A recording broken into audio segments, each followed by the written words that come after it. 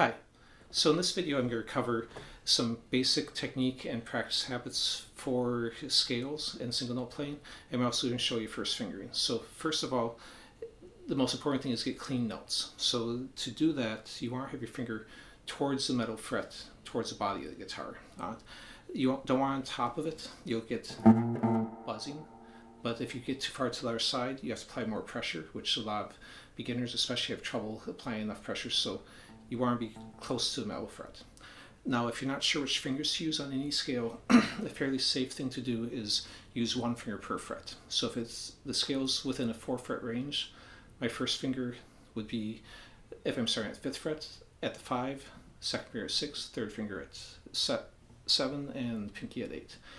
That's just a safe way if you're not sure which fingers to use. And the scale we'll be doing today will have that in it.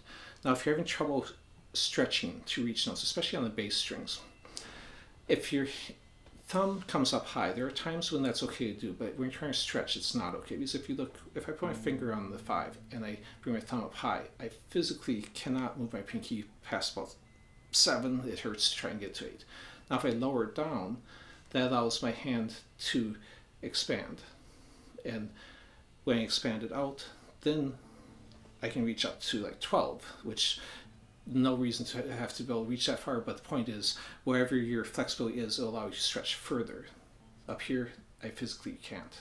Down here, you can. So if you're having trouble reaching a note, that's what you should do. Another thing to think about is your picking. At first, don't worry about picking until you're confident that you're getting clean notes. Once you are getting clean notes, then I'd start alternate picking, going down and up. But if you're only doing downstrokes to start off with, that's okay, especially if you're still struggling with your left hand. Focus on one hand at a time.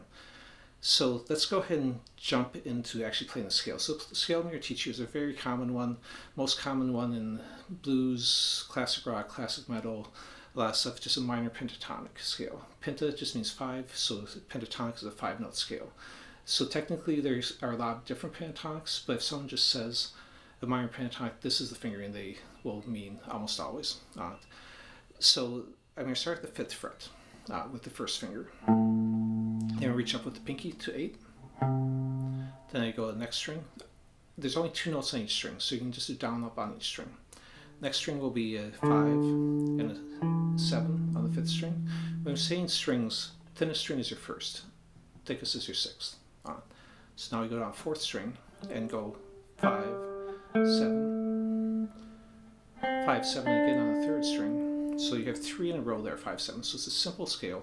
And I'll talk about how to practice this when I get done showing the fingering. 5, 8, and 5, 8. So when I'm going ascending, moving this direction through the scale, there's no reason to pick up this finger. You want to keep it down. That way, if I need to come back to that note, I can just pick up this finger. Wherever your finger is closest to the body of the guitar is the only one you hear. So when I place this one down, I don't hear this one anymore. But if I pick this up, there might be a gap between them. Plus, it will be slower to come back to that note than if I just keep it down. So the only time you pick up your fingers is when you're switching strings. And then you don't want 2 notes ringing at the same time. So when I play the string under, I want to pick up the finger on the string above. Now when I go in reverse and descend down the scale, same frets. I'm going to place my finger down, and again, we keep this down until this note rings. So I'm not going to pre-place my fingers, and when I get done with this, try and put both fingers down, because then there's going to be a gap between the strings. So I want to keep this ringing out till I play the next note. That way I have continuous notes all the way through. So both directions is the same frets. So if you're not sure on the frets, just go back and rewatch that. This will work with in the key of C major. It also work in the key of G major and key of F major. Right now, don't worry about that.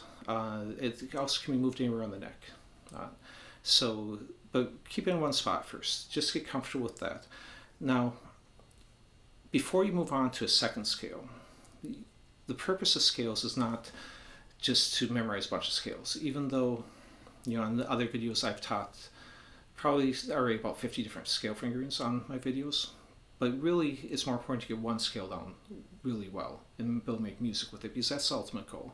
At first, it's just going to be a finger exercise that you're getting used to synchronizing your hands. But in the end, the goal is to make music with that. Whether that's playing other people's music that's using the scale, or improvising and creating your own music.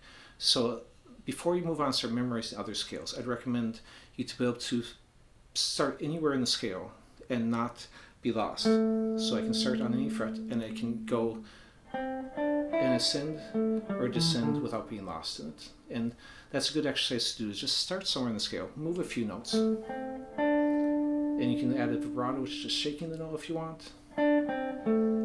Or you can just change directions. And just start improvising, making up things. Once you have it memorized, it doesn't do you as much good to just keep playing it the same way every time. You want to start doing it in different exercises, different patterns, or creating music from it.